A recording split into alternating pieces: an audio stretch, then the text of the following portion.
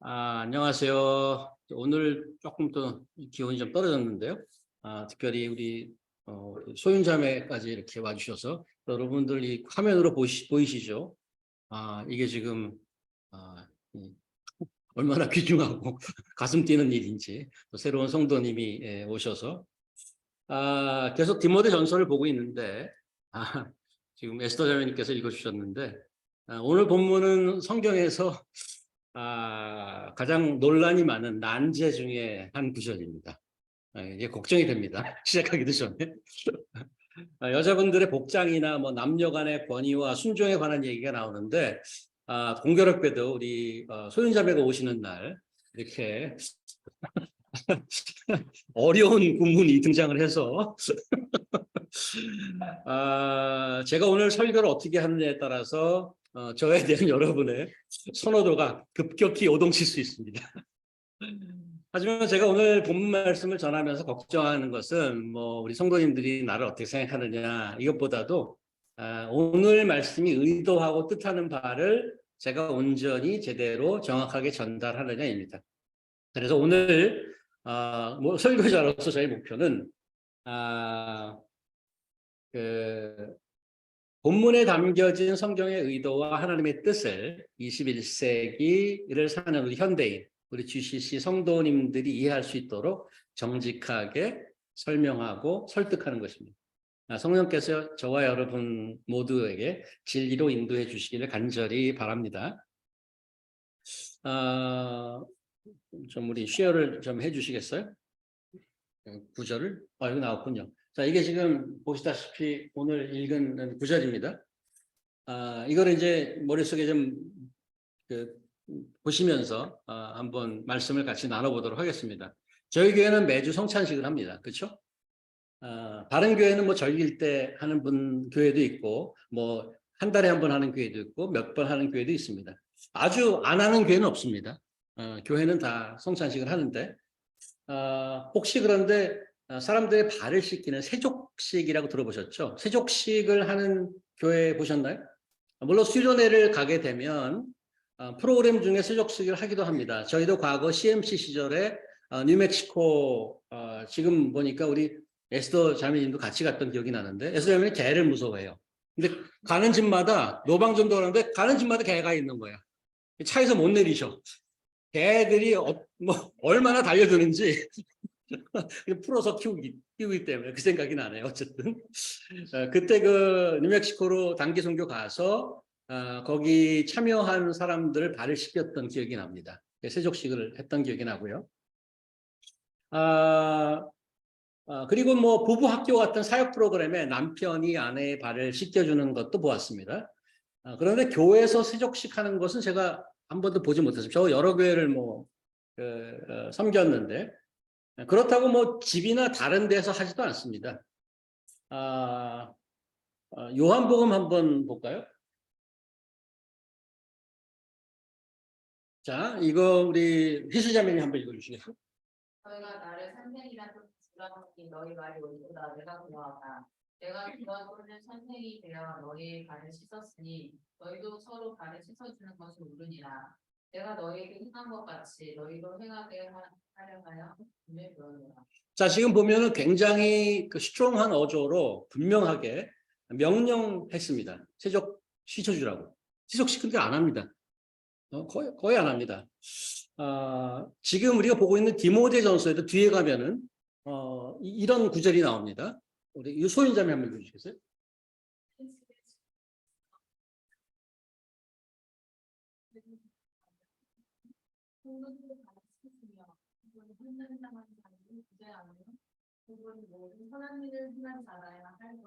이게 무슨 말인가 하면 어떤 직분자로서의 자격은 아니지만 교회에서 인정하고 도와줘야 할 성도로서 과부 명단에 오르려면 정식 과부 명단에 올려야 도와주나 봐요. 그러려면 이런 자야 된다고 얘기합니다. 여기서 성도들의 발을 씻는 행위가 언급되고 있습니다. 이렇게 성경의 제자들이나 성도들이 다른 사람의 발을 씻어줘야 된다고 되어 있는데 요즘에 세족식을 안 한단 말이죠. 예수님이 부활 승천한 지 2000년이나 지났는데 성찬식은 아직도 합니다. 그죠? 뭐가 차이죠? 성경은 오랜 시간에 걸쳐서 기록된 책입니다. 사람들이 살아온 역사 속에서 벌어지고 행해지고 이야기되진 것들을 기록한 것이죠. 세상 역사의 시간과 공간으로부터 완전히 동떨어진 무슨 뭐 은하계의 사이언스 픽션이나 뭐 판타지가 아닙니다. 성경이. 이 말은 성경은 역사 문화적 맥락 속에서 읽고 이해되어야 한다는 의미입니다. 그래서 성경 안에는 기록될 그 당시 문화적인 내용이 당연히 많은 부분을 차지하고 있고 동시에 문화를 뛰어넘는 어서 오세요. 오십자매님. 문화를 뛰어넘는 시간을 뛰어넘는 하나님의 진리도 같이 포함되어 있습니다. 그래서 우리가 성경을 읽고 적용할 때 기록된 당시 문화적인 내용일 경우에 우리가 살고 있는 21세기 문화로 갖고 와서 재해석해야 됩니다. 하지만 문화와 시간을 뛰어넘는 절대적인 진리가 있다면 그대로 받고 순종해야 할 것입니다. 자, 문제는 여기서 발생하죠. 그러면 우리가 어떻게 문화적인 면과 절대적인 진리를 구분해낼 수 있겠는가 이겁니다. 그리고 문화적인 경우에 어떻게 현대의 것으로 재해석하고 적용할 수 있겠는가 하는 점이죠. 자, 여기서 찬반 양론이 첨예하게 대립이 됩니다. 몇 가지 다른 주장을 한번 살펴보고 가겠습니다. 첫 번째는 성경의 말씀 전체, 지금 전체 모두를 하나님의 권위 있는 진리를 보고 그 안에 뭐가 이게 문화적인 것인가 아니면 그렇지 않은 것인가를 구분하지 않는 것입니다. 그래서 그냥 있는 그대로 받아들이는 해석입니다. 이런 거를 다음번 문자주의라고 합니다. 이게 문화주의냐 이게 무슨 뭐 하나님의 진리 구분하지 않다. 모든 걸 다 하나님의 그 권위 있는 말씀으로 보고 문자 그대로 다 받아들이는 것입니다.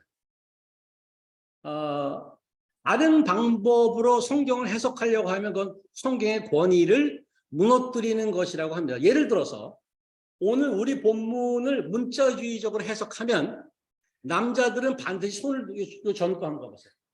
남자들은 반드시 손을 들고 기도해야 됩니다.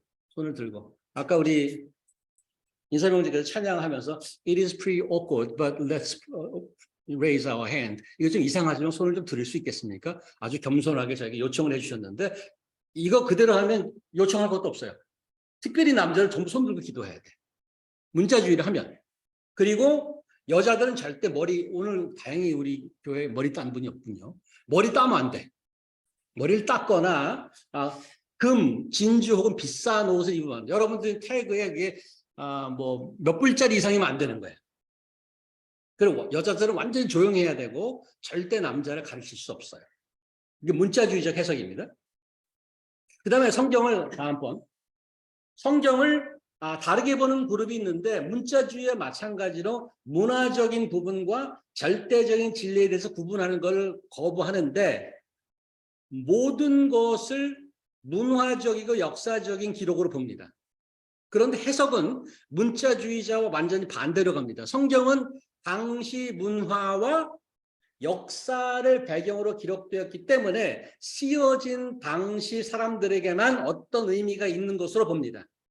지금 성경 시대와는 완전히 다른 시대이고 성경은 완전 시대에 뒤떨어진 고문서라고 보기 때문에 지금 시대를 사는 사람들에게는 성경의 의미 있는 내용은 없다라고 주장하는 그룹이 있고요. 이들은 바로 자유주의입니다. 이건 극단적 자유주의인데 오늘 우리 본문을 이들 자유주의로 해석하면 현대인에게 무슨 구원이라든가 영원한 진리나 그런 것은 전혀 없고 그저 당시 상황을 묘사하는 당시 사람들에게나 일시적으로 적용되는 문화적인 기록으로 본단 말이죠. 자, 여러분은 어느 쪽인가요? 문자주의인가요? 아니면 자유주의인가요? 한쪽 손을 들어주기 쉽지 않다면 어느 쪽 경향이 있나요 혹시? 난 문자주의 쪽인 것 같은데 나는 자유주의 쪽이 좀 온라인으로 하시는 우리 경민자매나 리나자매님 한번 생각해 보십시오. 에스더 자매님도 역시 아니면은 그때 달라요. 내가 좋은 거는 문자주의하고 내가 싫은 거는 뭐 자유주의하고 뭐 이런 건가요? 문자주의는 문화적인 부분과 문화와 역사를 뛰어넘는 진리를 구분하지 않고 문자 그대로 보고 받아들이는 것이라고 했습니다. 반대로 자유주의는 이 두 가지 면을 구분하지 않고 둘 다 받아들이지 않는 것이라고 했습니다. 그렇다면 우리는 어떻게 봐야 하는 것일까? 우리는 성경에 그 기록되어 있는 내용을 어서 오세요. 잘 살펴서 어떤 부분이 문화적인 것인지 어떤 것이 역사와 문화를 뛰어넘는 영원한 진리인 것인지를 분별할 줄 알아야 하고요. 문화 역사적인 것을 발견하면 물론 시간에 따라 변하기 때문에 현대에 맞게 재해석을 해야 하는 것이고 시간과 문화에 상관없는 하나님의 영원한 진리라면 그대로 듣고 순종해야 할 것입니다. 조금 전에 보았던 요한복음 13장을 한번 다음에 가도록 하니까 네. 이걸 보시면 조금 전에 이제 발 씻는 이 구절을 다시 한번 갑니다. 이 구절로 한번 연습해 보겠습니다.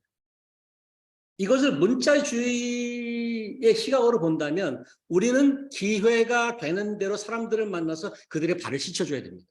그죠? 교회나 직장이나 가정에서 사람들을 보면 섬기는 마음이 있다면 발 씻자 그러고 발을 씻어야 되는 거예요. 집에 대화가 많아야 되겠죠. 발을 씻어야 됩니다. 발을. 그게 하나님의 말씀을 순종하는 것입니다. 그게 맞는 것일까요? 그러면 자유주의 해석을 하면 어떨까요? 발 씻는 행위는 당시 중동 지방에 그 맨발로 다니는 사람도 있고 그냥 샌들을 신고 다닐 때 먼지가 많이 묻었어요. 어떤 위생적인 면이나 또 율법적인 면에서 발 씻는 관습이 있습니다. 그래서 중동 지방의 문화적인 관습에 나오는 것으로 보고 21세기 사람엔 전혀 의미 없는 것이기에 무시해버리는 겁니다. 무슨 발? 이렇게 보는 게 맞는 것일까요? 이 구절을 보고. 예수께서 제자들의 발을 씻기는 것을 이거를 확장해서 좀 더 앞뒤 맥락을 보면 십자가에 달려 돌아가시기 전에 제자들에게 사랑으로 숨기는 도리를 가르치려는 목적이었습니다. 당시 발 씻기는 행위는 종이나 낮은 자가 자기 주인이나 높은 자들에게 하는 서빙하는 것이었는데 예수께서는 선생님이고 주님이심에도 불구하고 제자들의 발을 씻기신 거죠. 문화적으로 보면 역설적인 행위 속에서 문화를 뛰어넘는 사랑과 섬김이라는 하나님의 진리가 담겨 있는 구절인 겁니다. 그래서 이 구절을 어떻게 해석해야 되냐면 우리가 서로 사랑하면 지위에 상관없이 어떤 섬김의 행위도 천한 것이 아니다. 오히려 어떤 섬김의 행위도 해야 한다고 가르치는 것입니다. 그러면 발을 굳이 씻지 않는다면 지위에 상관없이 섬기는 행위 어떤 것이 될까? 예를 들어 성도들의 모임에 가면 내가 목사건, 장로건, 집사건, 평시도건 상관없이 예를 들어 다 끝나고 나서 가서 설거지를 하는 것입니다. 예를 들면 그렇죠? 목사가 설거지를 다 하네. 저 설거지 잘합니다. 설거지 혹은 교회 같은 데 가서 교회 우리 같이 작은 교회가 우리가 만약에 렌트해서 쓴다. 그러면 화장실 청소도 할 수 있습니다.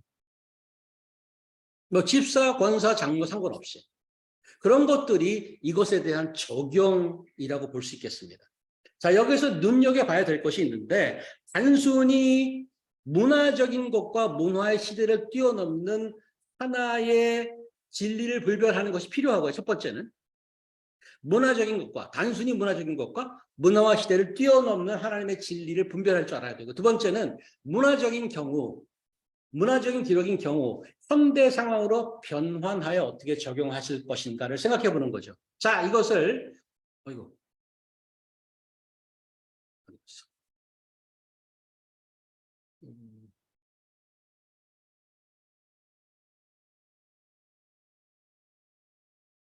이것을 염두에 두시고 오늘 본문을 한번 가보도록 하겠는데 본문에 들어가기 전에 디모데 전서에 지금 우리가 보고 있는 사도 바울이 말하는 것은 어떤 맥락과 상황인지 짚고 가야 되는데 혜선자매 한번 읽어주세요. 내가 속히 내게 가기를 바란다. 이것을 내게 쓰는 것은 만일 내가 지체하면 너로 하여금 하나님의 집에서 어떻게 생활을 할지를 알게 하려 함이니 이 집은 살아계신 하나님의 교회요 진리의 기둥과 터이다.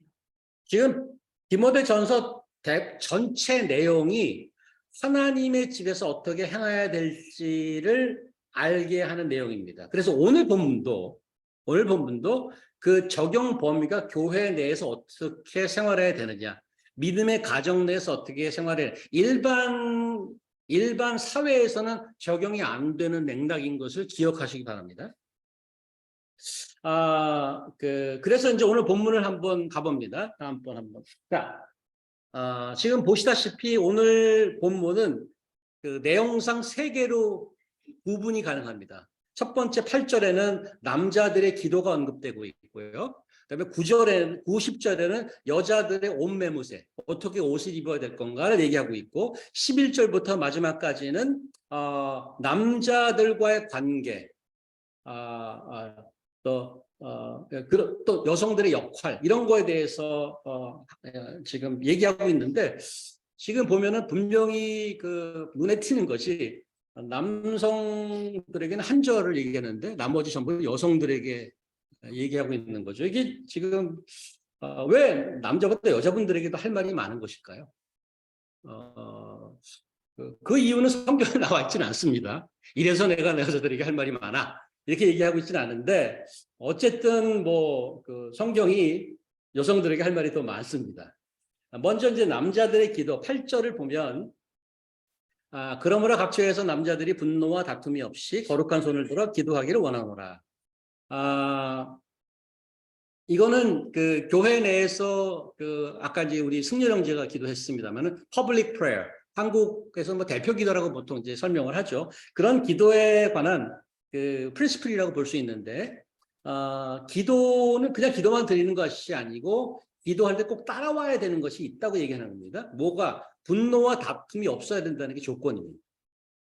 역으로 말하면 기도하는 자는 평화와 사랑이 있어야 된다는 것이기도 하죠. 그래서 기도를 하면서 한쪽으로는 분노와 다툼이 있다면 기도가 아무 소용이 없다고 말씀하는 겁니다.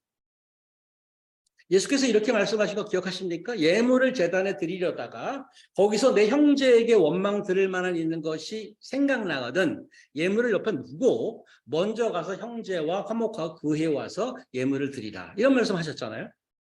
하나님 앞에 나오면서 다른 사람과 다툼이 있는 상태라면 먼저 해결하라고 오라는 얘기죠. 자, 그 다음에 거룩한 손을 들어서 기도하라고 합니다.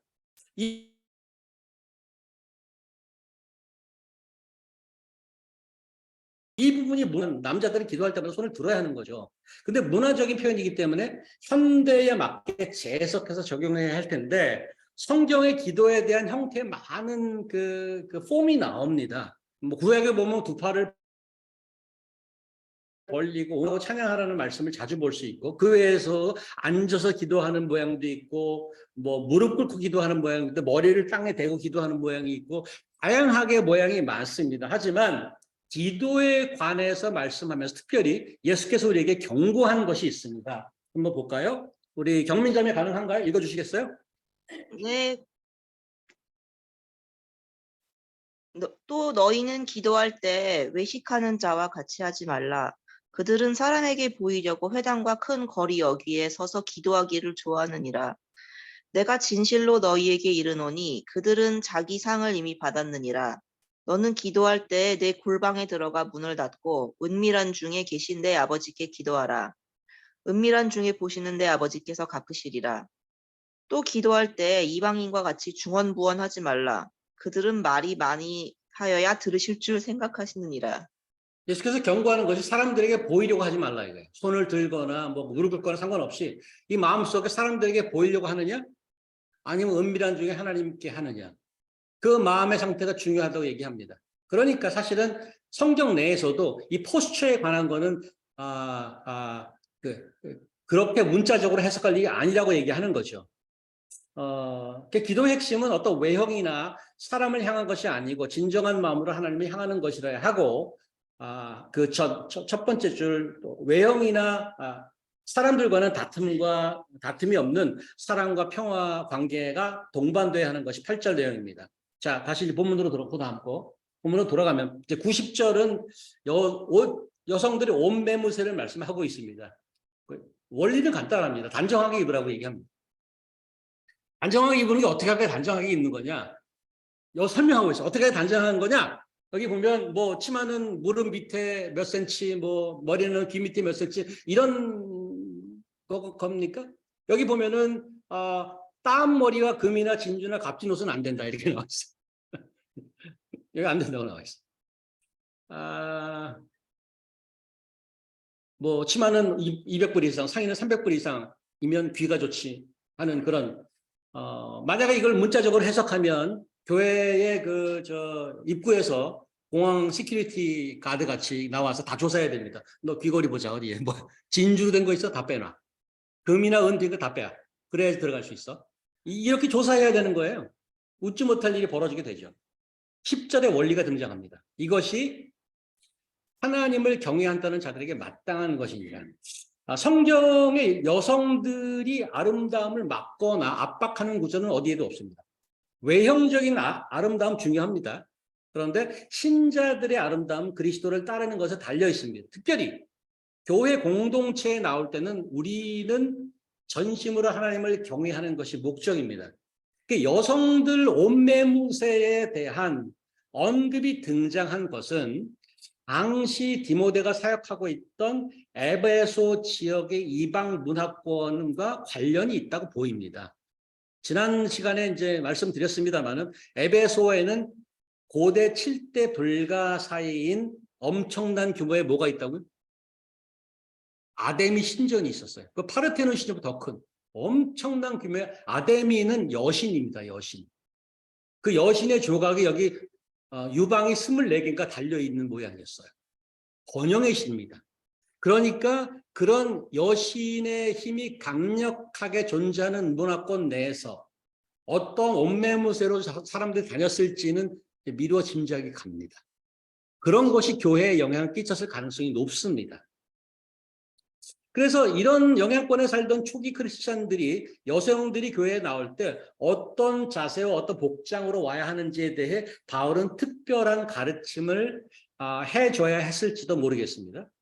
그런데 그리스도를 믿고 하나님을 섬기는 교회 공동체는 나의 번영이나 세상에서 얘기하는 번영이나 성공이 목적이 아니라고 얘기하죠. 하나님을 경외하는 것이 최종 목적입니다. 하나님을 경외하고 예배하는데 자신의 외적 옷매무새나 복장이 혹시라도 다른 이들에게 방해가 되는 것이 되지 않을지 생각하라는 거죠. 내가 어떻게 옷을 입는지가 예배의 일부입니다. 저희 어머님 때 권사님도 자녀들에게 가르쳤는지 모르겠습니다. 그 옛날에는 요즘은 온라인으로 뭐 성금도 많이 드리는데 옛날에는 지폐를 다리미로 다려서 그렇게 했단 말이죠. 우리 할머니 할아버지들이 교회 갈 때는 봉투에다가 뭐 10원짜리 옛날에 10원짜리 지폐가 옛날에 있었어요. 기억이 납니다. 그걸 다리미로 다려서 빳빳하게 해서 냈단 말이에요. 이게 일종의 그 마인드죠. 그게 무슨 큰 뭐가 되겠습니까만은 요즘은 그런 게 너무 없고 옛날에는 또 심하게 간 적도 있습니다만은 그렇게 다니는 자의 마인드, 내가 옷을 단정하게 입고 이렇게 하는 마인드가 하나님의 경외하는 그 마인드가 들어있는 거죠. 그래서 어떻게 옷을 입는가, 어떻게 헌금을 준비하는가 이런 것들 다 예배의 일부입니다. 자, 오늘 그 마지막 부분이 이제 제일 난제가 남아 있습니다. 11, 12절 제가 읽어볼까요? 여자는 일체 순정함으로 조용히 배우라. 여자가 가르치는 것과 남자를 주관하는 것은 허락지 아니하노니 오직 조용할지라. 입 닥쳐. 죄송합니다. 오늘 이제 오래간만에 우리 소윤자매 오셨는데 이런 구절이 등장합니다.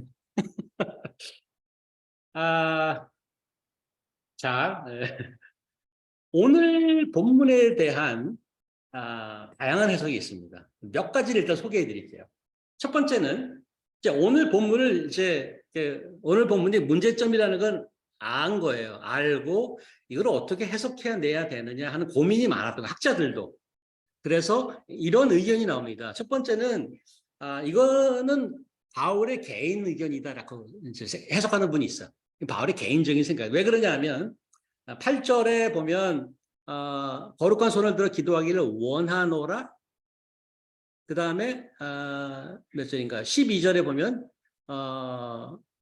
여자가 가르치는 것과 남자를 주락해서 허락하지 않으니 이거 영어로 보면 8절은 I want 이렇게 있어요. I want. 그 다음에 12절은 I do not permit. 그래서 처음에 그 영어가 그렇게 시작돼요. 이제 그런 표현들이 절대 진리라기보다 어떤 개인적인 생각을 얘기한다는 것으로 해석하는 겁니다. 이게 그렇게 해야 이 컨트로버셜한 문제를 피해갈 수 있는 거죠. 그런데 이제 허락이라는 단어를 쓴 다른 구절이 등장합니다. 바울이 쓴 다른 고린도 전서에 한번 가볼까요? 리나 자매 계십니까? 이거 읽어주실 수 있어요? 여자는 교회에서 잠잠하라. 그들에게는 말하는 것에 허락함이 없나니 율법에 이른 것 같이 오직 복종할 것이요. 만일 누구든지 자기를 선지자나 혹은 신령한 자로 생각하거든 내가 너희에게 편지하는 이 글이 주의 명령인 줄 알라. 자, 여기도 이제 허락한다는 표현이 나와요. 자기가 허락하지 않는데, 그런데 율법이라는 것이 그 오토리티에 등장해요. 내 말이 아니란 얘기예요. 근데 밑에 내가 너에게 편지하는 것이 개인적인 얘기가 아니라 이게 주의 명령이라고 얘기합니다. 근데 이런 바울이 쓴 다른 것을 배경으로 하면 오늘 우리 본문을 바울의 개인적인 소견으로 그냥 치부해버리기 쉽지 않습니다. 두 번째는 다시 본문으로 돌아가면 그 다음 거 한번 보십시오. 오늘 구절의 여자라는 표현을 아내의 의미를 축소 해석하는 겁니다. 여자가 아니라 아내라는 얘기하는 겁니다. 그래서 가정에만 적용되는 주장입니다. 바울의 다른 편지에 아내와 남편을 얘기하면서 그거를 바꿔서 여자와 남자로 표현하는 글이 있습니다. 이런 경우가 이들이 주장하는 오늘 이 디모데 전서 얘기는 그거는 뭐 일반적인 여자를 얘기하는 게 아니고 아내를 얘기하는 거야. 하지만 아까 디모데 3장에서 보셨잖아요. 전체 맥락이 교회라는 것을 분명히 한 것을 보면 이런 축소 해석도 받아들이기 어렵습니다. 세 번째, 여기 여자를 특별히 트러블메이커, 말썽 피우는 자로 지칭한다는 주장이 있습니다. 역시 비슷한 얘기를 하는 고린도 전서에 보면 거기에 교회의 무질서에 대해 지적하는 내용이 나옵니다. 고린도 전서에. 그래서 말썽 피우지 말고 조용히 하라는 의미를 썼다고 얘기하는 겁니다. 그런 해석이 있고 마지막으로 문화적으로 보는 겁니다. 여자가 감히 어디서 이렇게 썼다는 거예요. 이런 뉘앙스로 보는 거죠. 여러 사람이 있는 공공장소에서 감히 여자가 남편을 낮춰보거나 가리키려고 해? 그런 깔본 행동은 용납할 수 없어. 이런 뜻이라는 거죠. 당시 문화권 언어와 표현이라고 보고 요즘 세상에서는 무의미하다고 받아들이기 어렵다는 그러한 해석이죠.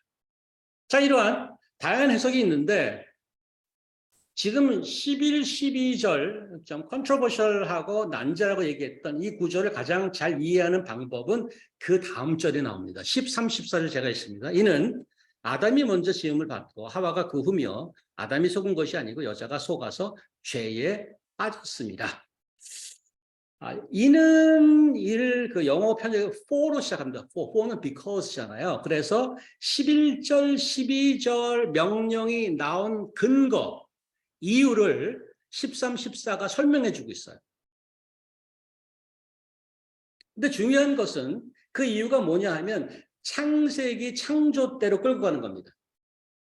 11, 12절은 확실히 문화적인 것 같이 보이지만 그렇게 치부할 수 있지만 사실은 그 이유는 문화적인 것이 아니라고 얘기하는 것입니다. 창조 때부터 하나님이 그렇게 만들어 놓은 거라고 얘기합니다. 바울이 언급하는 남녀 관계, 남녀 역할은 문화적 언어가 아니라 창조 질서에서부터 나온 것이라고 성경은 설명하고 있습니다. 자, 여기서부터 여러분 마음속에 이제 갈등과 질문과 반박이 생길지 모릅니다. 심지어 오늘 이 말씀에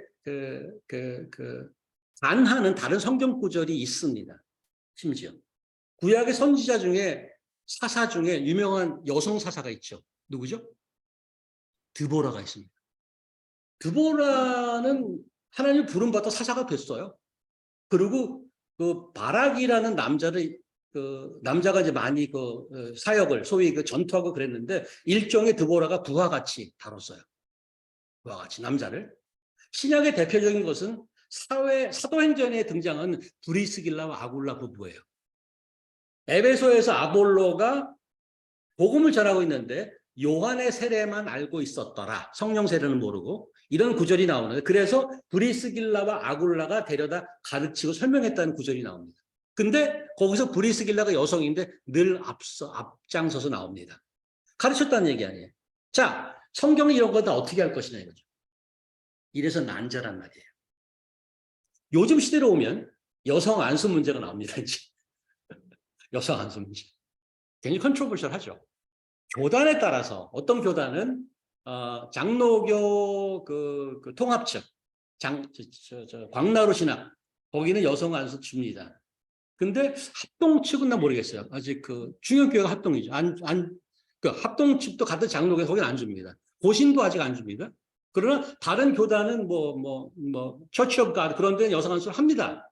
그런데 그 여성 안수를 주느냐 안 주는 자의 그 논란의 중심이 되는 구절이 바로 이겁니다.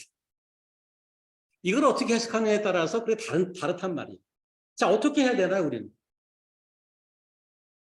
자, 지금 설교 말씀 오늘 드렸는데 모든 것을 깔끔하게 이해하고 이제 알았다 하고 해결했다기보다 오히려 우리 마음속에 더 많은 질문이 생겼을 수도 있습니다. 하지만 여러분께 부탁드리고 싶은 게 있는데 오늘 말씀이 전하려는 메시지가 무엇일까? 다시 한번 생각해 보는 것인데 가장 문제로 등장하는 11, 12절의 핵심은 13, 14절에 등장하는 하나님의 질서입니다.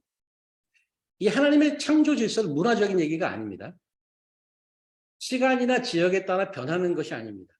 오늘 바울이 하고자 하는 포인트의 근거로 창조와 타락을 언급하고 있습니다. 남자가 여자의 머리가 된다는 것은 결코 남자가 잘나서 그런 것이 아닙니다. 힘이 세서 그런 것이 아니고요. 능력이 더 출중해서도 아닙니다. 어리석고 무능한 남자들이 얼마나 많은지 모릅니다. 여러분도 많이 보셨죠? 단지 남성이 여성의 머리가 된다는 것은 하나님께서 먼저 창조해 주셨기 때문입니다. 그리고 여자가 남자의 몸으로부터 나왔습니다. 하나님께서 그렇게 역할을 주셨어요. 그렇게 역할을 처음부터 허락해 주셨어요. 이것이 창조 질서입니다. 인류의 타락은 이브가 그 질서를 깬 것에서 비롯되었습니다. 사탄의 유혹이 바로 그건데 아담과의 관계에서 이브가 주도권을 갖고 선악과를 따먹고 아담에게도 주었단 말이죠. 물론 둘 다 책임이 있습니다. 아담이 자신의 남성의 리더십을 발휘하지 못한 것이고요. 이브는 남자의 리더십을 뒤바꿔 놓은 것입니다. 이것이 인류 죄악의 시발점이 되어서 온 세계가 지금 이 지경이 된 겁니다. 모두 죄악에 빠지게 됐습니다. 하나님이 정해놓은 질서를 어떤 이유에서든지 바꾸려 한다면 부작용이 발생할 것입니다. 지금 세상에서 많은 문제들이 거기서부터 발생됐다는 것을 우리는 조금만 보면 알 수 있습니다. 인류가 역사를 통해서 경험한 것이고 여전히 경험하고 있는 것입니다. 인류 역사는 하나님의 질서를 파괴한 결과물이고 성경은 그것을 다시 회복하려는 하나님의 역사입니다. 성경이 말씀하는 창조 질서는 문화가 아닙니다. 영원히 변함없는 하나님의 뜻입니다. 남녀의 관계가 바로 그 창조 질서에 다 근거하고 있다는 사실을 성경에서 계속해서 얘기하고 있습니다. 인간이 역사를 통해 겪고 있는 모든 고난과 아픔의 뿌리는 바로 죄인데 그 죄의 핵심이 나 자신의 삶과 세상 질서를 내가 정하겠다고 나설 때부터 시작된 거죠. 마지막으로 한 가지. 오늘 같은 말씀이 마음에 불편해지는 이유가 있습니다. 왜 그러냐면 섬김과 리딩을 스테이터스로 보기 때문입니다. 내가 네가 내 보스야? 내가 너보다 나아져? 뭐가 잘 못한 게 있어? 이런 스테이터스를 해석하기 때문에 마음이 힘든 거죠. 성경이 가르치는 섬김과 순종은 문화가 아니라 질서라고 그랬습니다. 창조 질서이며 보완 관계입니다. complementary, 보완 관계입니다. 가장 최고의 예가 있습니다. 이게 스테이터스가 아니고 하이어라키가 아니라는 가장 최고의 예가 뭔지 아십니까? 하나님 자신입니다. 하나님이 성삼일체 하나님, 성부 하나님, 성자 하나님, 성령 하나님 이 세 분은 다 동일한 퀄리티와 동일한 파워를 갖고 계십니다. 그러나 이분들이 하시는 일은 다릅니다. 어떻게 다르냐? 성부 하나님은 명령하시죠. 성자 하나님은 그 말씀 듣고 순종하십니다. 성자 하나님이 이 땅에서 살기 끝나고 나서 성령 하나님이 오셔서 이제 내가 새로운 사역을 해야지, 그게 아니고 성자 하나님이 했던 사역을 그대로 이어가십니다.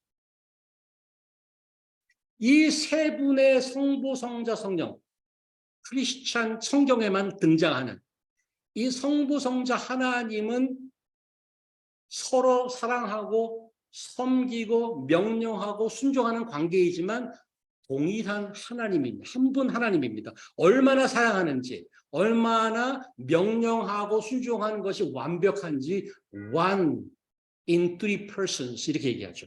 하나 된 하나님이라고 말씀합니다. 성경에 또 놀라운 얘기가 뭔지 아십니까? 우리를 하나님의 형상에 따라 지어졌다고 그러잖아요.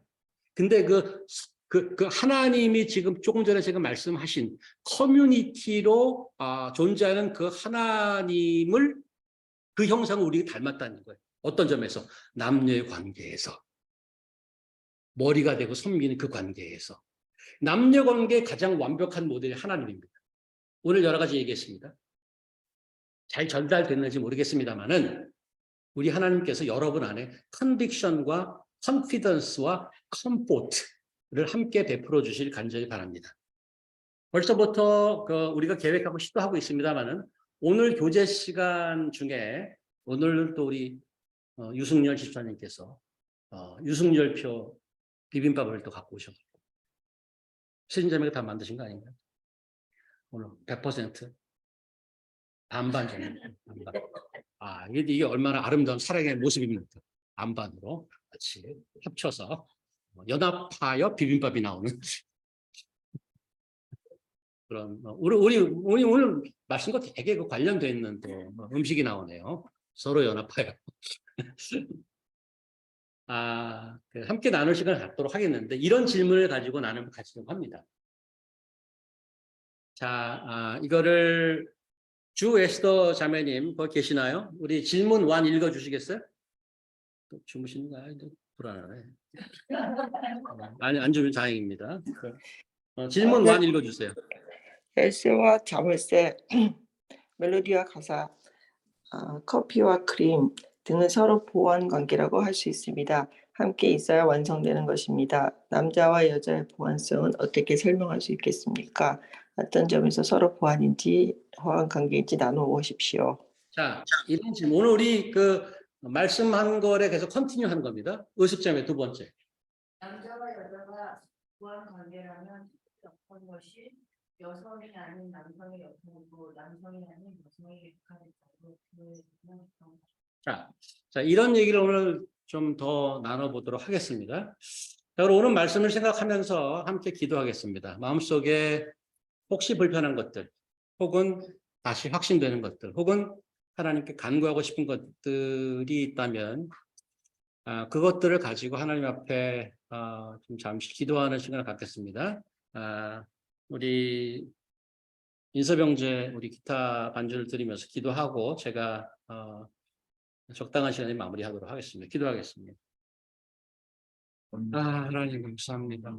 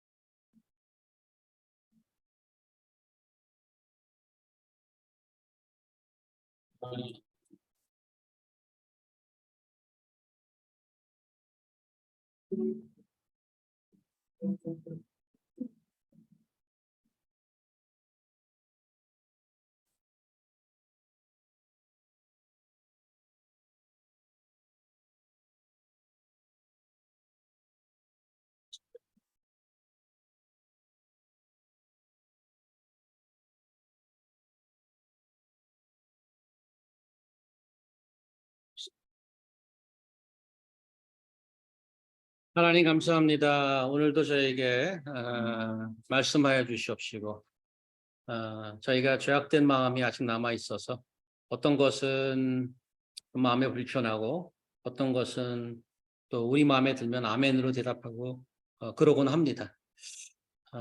하나님께서 이 말씀 안에 같이 포함시켜둔 변하지 않은 역사와 문화를 뛰어넘는 진리를 발견하게 하시고 그 말씀을 더욱 기뻐하고 그것이 내 삶을 고쳐가며 온전히 하나님이 가리키는 진리와 영혼을 향해 한 걸음 내딜 수도 있도록 하나님 인도하여 주시옵소서. 말씀을 감사드리며 예수 그리스도 이름으로 기도합니다. 아멘.